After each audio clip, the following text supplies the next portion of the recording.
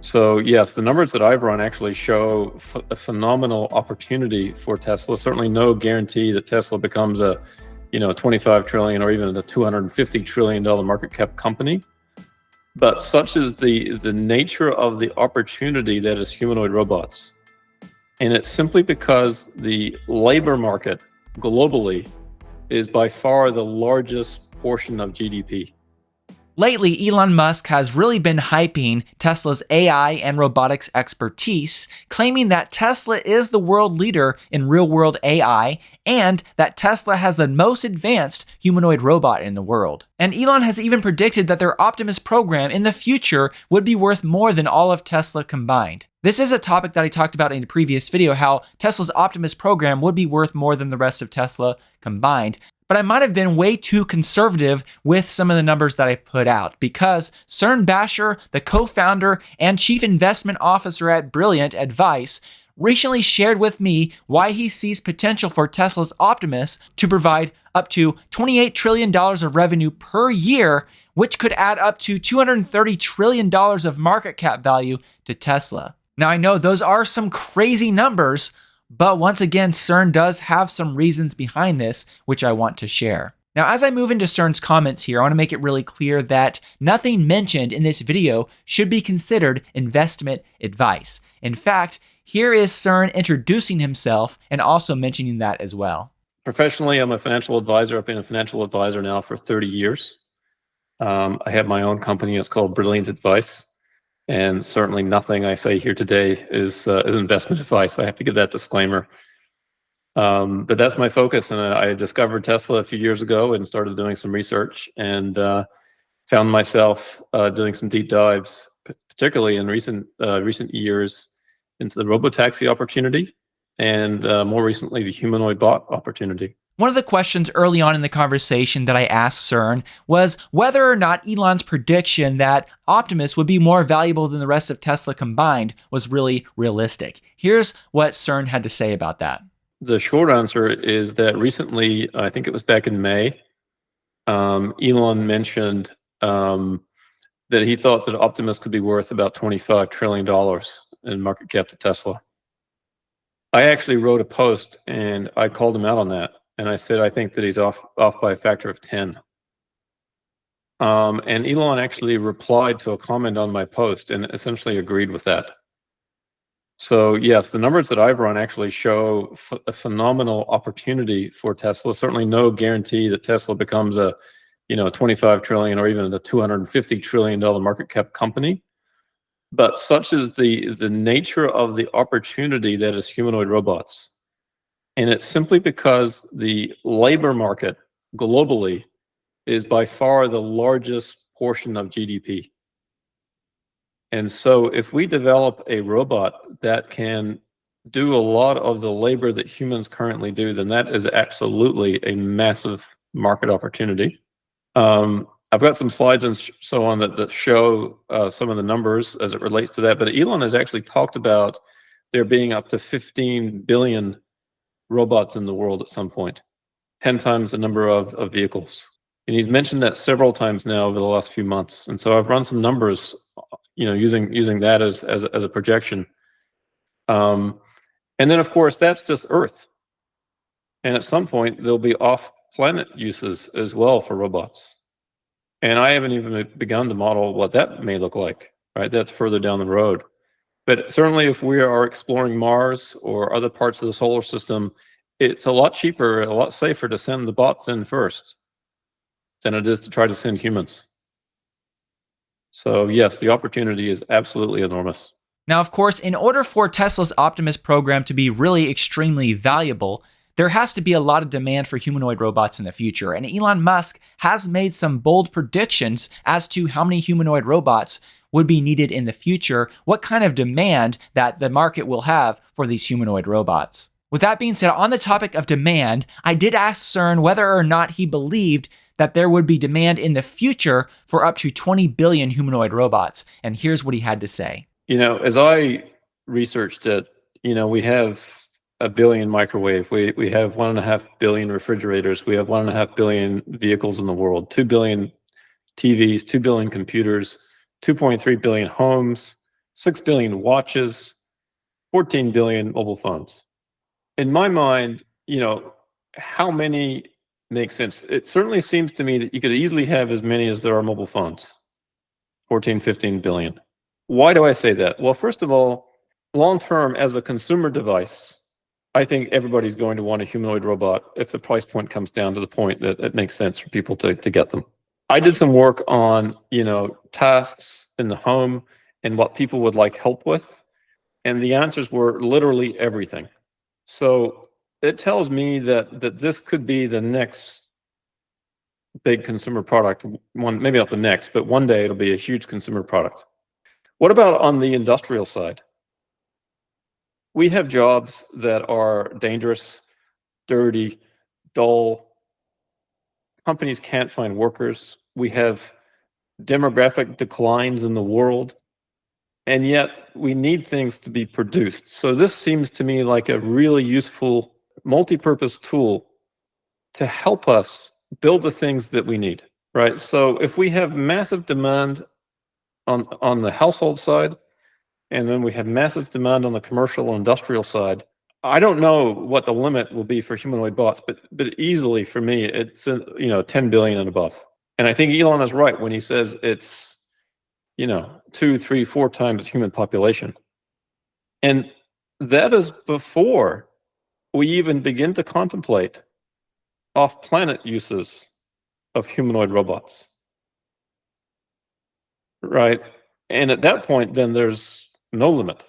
Now, I haven't even gone that far yet in my projections. I'm just focused on, uses on Earth. But it's certainly going to be a very large number. And again, just simply because if they truly become as capable as we think they could be, then anything that requires physical labor, people will want to use them for that. Now, as Cern and I were discussing the value of Tesla's Optimus program, one of the things we talked about was the value to Tesla of selling the robots outright versus leasing them or offering them as a service, like a subscription service. And this is something that Cern provided a lot of good info on. And I believe that Tesla offering a subscription for their robots in the future makes the most sense and could provide a huge amount of revenue for them, much more than just selling the robots outright. Here's Cern discussing this really great topic. Well, just on the lease versus sell, we had speculated about that for months. And finally, actually, Elon responded to one of my posts and actually confirmed that they would do both, that they would lease them out initially and then eventually sell them. And that makes sense to me because the robots become more valuable over time. So if you go to a model initially where you're selling a robot for a price, you're probably going to be selling it for too low of a price because that robot's capabilities will only increase over the coming months and years. So if you go to a robot as a service model, then you can institute a bit more of a dynamic pricing where you could actually charge more for the robot as the robot's capabilities grow. So that's why I think they're going to do that, and Elon has confirmed that, and that makes a lot of sense to me. In terms of the numbers around that, so we did some work a little while ago about, what is a robot worth? And the way we approached it was, we said, okay, if we have a factory and we have 3 shifts, we have to find human labor for all those shifts. What might be the next best alternative to human labor? Well, if a humanoid robot is capable of doing jobs at the different wage rates that you pay the human workers, then we can very easily calculate what the value of the humanoid robot is. And we assume that the humanoid robot could work 20 hours a day. So in that sense, one humanoid could be replacing 3 people, or doing the work of 3 people. Maybe not be replacing them, because we do have a shortage of manufacturing workers today in the world, and that shortage is expected to increase. So this is not about replacing people, at least yet. It's about covering the worker shortage that we have.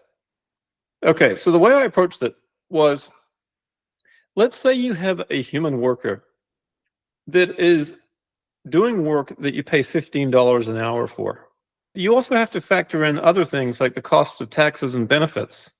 So $15 an hour in the United States works out to more like $21, $22 an hour to the company.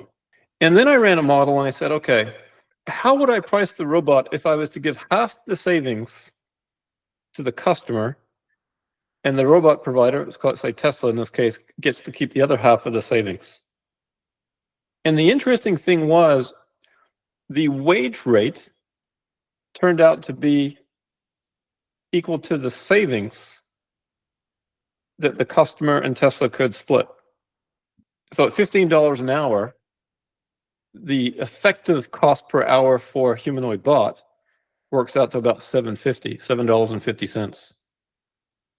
Right? So that would be the cost per hour for the humanoid. Again, this is assuming 20 hours a day versus about 22 if they were to hire human labor. And then I said, okay, $7.50 an hour multiplied by the number of hours that the bot works per year, that means that the bot, if you were to sell it, you would sell it for $307,000. That's what the bot would actually be worth if it can do the work that a person that you pay $15 an hour is worth. And again, that assumes that Tesla keeps 50% of the present value of the savings, and the rest of the savings goes to the company that buys the bot. Now, I looked at that and I said, well, that doesn't make sense. A lot of companies probably are not going to pay $300,000 because this is an unproven technology. And also, if you're a bot maker, what happens if your bot 6 months from now can do $20 an hour work, or 30 or 40?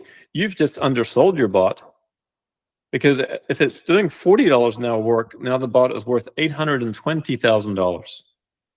And again, this assumes that the bot, I think, lasts 5 years, I think was my assumption.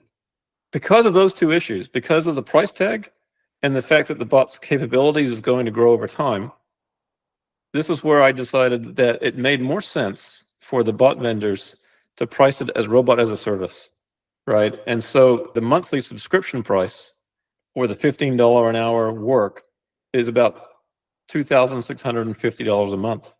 If the robot is doing $40 an hour work, it's about $6,925 a month subscription price. To me, that made it more palatable. It's more similar to a company paying, weekly or monthly for the work, for the labor. Right? When companies hire people, they don't pay them 5 years of wage up front. They pay as they go. And so I thought that having a humanoid robot slot into that kind of existing structure made a lot of sense. You could pay the humanoid bot vendor as though its machine was a person. And that's how you would approach it. And the bot vendor would like that because, again, as the bot becomes more capable, as it moves up from $15 an hour work to 20 to 30 to 40, that bot becomes more valuable. The bot would get a raise, so to speak. The company paying for that would benefit because they would keep 50% of the savings, and the bot vendor would benefit because their income would grow as the bot becomes more capable. So they're incentivized to keep making their bot more and more capable. Now, if Tesla offering a subscription service or some kind of leasing of their robots in the future, if that has so much value, why would Tesla ever want to sell them in the future? Well, that comes down to the fact that as the market gets more and more flooded, they will get cheaper and cheaper, and eventually it will make sense to sell them outright. Here is Cern talking about that topic. So in the near term, what we have is an industry that is developing. And right now, we have seen some of the humanoid robots, including Optimus, Figure, and others, actually do what we would classify as useful work. They can continuously do things like, for example, Optimus is in one of Tesla's factories, taking batteries as they come off the line and putting them in a case. It can do that all day long. That's a pretty limited capability. So if Tesla was to sell Optimus and it just had that kind of capability, then they may not make a whole lot of money on that. But you can imagine as Optimus develops, that its capabilities grows. It's a bit like a human going to school and developing talents and capabilities and skills, that your wage rate would go up as you develop. And so the same thing will happen with Optimus. It becomes more valuable as it gains skills. So in the near term, Optimus is going to go from not being worth a whole lot to being worth more and more and more with each software update. That's the near term. In the medium term, we get to a point where Optimus is quite capable, or the other humanoid robots are quite capable at doing work. And there starts to be a lot of demand for humanoid robots from companies, factories, distribution centers, etc. Could use humanoid robots. We already have a shortage of workers globally in the manufacturing sector. So you could imagine quite a bit of demand coming from that sector. And then you've got the supply and demand dynamics of, can the industry make enough bots to meet the demand? And so we get into a phase where the pricing could be quite dynamic based on supply and demand factors. And then I would say we get into the third range, where it's a bit like the cell phone market, and you're making millions or billions of these things a year, or hundreds of millions of robots per year. Becomes a mass market type product. And there it starts to really matter how cheaply you could make a robot. And so that's where some of the cost projections of getting the robots down to $20,000, $10,000, or even less. Scott Walter did some work for me on pricing that out, and he thinks the robot could be between $8,000 to $9,000 in terms of the cost of the components. And then, of course, even at massive scale, it's likely those costs could come down further. So longer term, if it's going to be a situation where we have one in every house like we have a cell phone, the robots will be they'll be made very cheaply, and also the cost will come down dramatically as well. Just like we see today with everything that's mass market product, we'll see a lot of cheaper versions out of China. And so, Tesla will have to respond to that competitive situation. It'll be interesting to see sort of what barriers nations put up against that.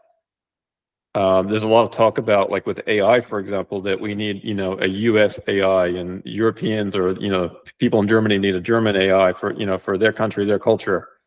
And so if that's the case, then it also probably means that we need, US humanoids, and the Chinese have their own, and the Germans have their own version, for example. So that remains to be seen, I think, what walls are put up around that. When it comes to the development of humanoid robotics, you really have two main pieces that have to come together. You have to have a really good, robust AI system to produce a generalized humanoid robot, and on the other side, you have to get the hardware right. Well, I believe in the past, based on what CERN said, many CEOs of these companies believed that they had time to get the hardware right because AI would be the hard piece. But it looks like AI is progressing so quickly that the hardware may be the limiting factor. With that being said, here's Cern Basher discussing this topic of the fast progression of AI. A lot of the robot vendor CEOs have mentioned that they thought that they would have plenty of time to develop the mechanics of the robots because the AI would take a while. But the AI part has progressed so quickly, I think many of them are sort of feeling a little bit behind on the physical side. It's an interesting challenge. I think at some point, a lot of the robot makers will end up going down a road that they may have to travel on for quite a while to figure out whether that was the right move. Will the humanoid robot end up sort of functionally operating more and more like a human, right? Because initially it was very different. And we're also seeing now some differences in terms of an exoskeleton versus, a robot that has more sort of like a bony structure and everything's attached to the bones. There's different pathways to take, and that's great. I think we're going to see some interesting differences. And then we also have the question about, how important is legs? And I don't really think that has been answered yet definitively. I think that it certainly seems to intuitively make sense for the humanoid robots to have legs because they need to function in a human-built environment. We've constructed the world around humans and our needs. And so it would make sense then that a versatile humanoid should be just like us. It should be able to walk. And then that means, going up and down stairs and ramps and different things. But for a lot of tasks, it may actually be better for the robot to have wheels. And I think that, in my mind at least, it remains to be seen what will the best approach be. My guess is that we will see all kinds of different shapes and sizes of humanoids, much like we see all kinds of different shapes and sizes of humans.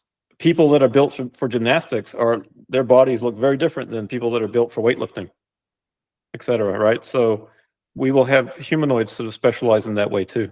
At the end of the day, if Tesla's Optimus program only reaches somewhere around 10% of the potential value that Cern Basher laid out, that would be massive for Tesla's growth in the future. And no matter how you look at it, the reality is it looks like Optimus is going to be a huge driver of Tesla's future value, and if successful, could dwarf the value of the rest of Tesla's businesses combined. Do let me know what you think about all this in the comment section below. I'd love to hear from you. I'd also like to say thank you to Cern Basher for taking the time to talk with me, and thank you to all of those of you who support me through Patreon. Your support makes a big difference and does help make these videos possible. If you'd like to find out more about how you can support my work through Patreon, I will put a link in the video description.